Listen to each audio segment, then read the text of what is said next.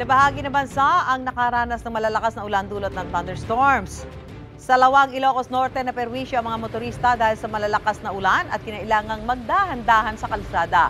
Hirap din ang mga motorista sa biyahe dahil sa pag-uulan sa Ormoc City.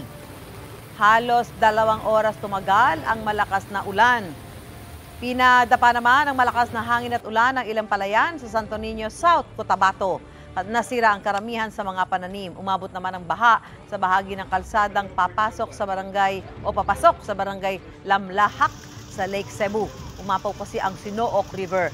Inilikas ang mahigit 40 pamilya matapos malubog sa baha ang kanilang mga tirahan sa Esperanza, Sultan Kudarat. Marami sa mga naapektuhan ay mula sa barangay Numol na malapit sa umapaw na Sapa. May 3 iba pang barangay ang binaha.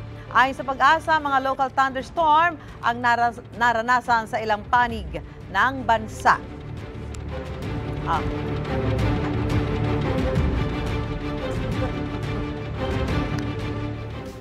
Mga kapuso, para una ka sa mga balita, mag-subscribe sa GMA Integrated News sa YouTube.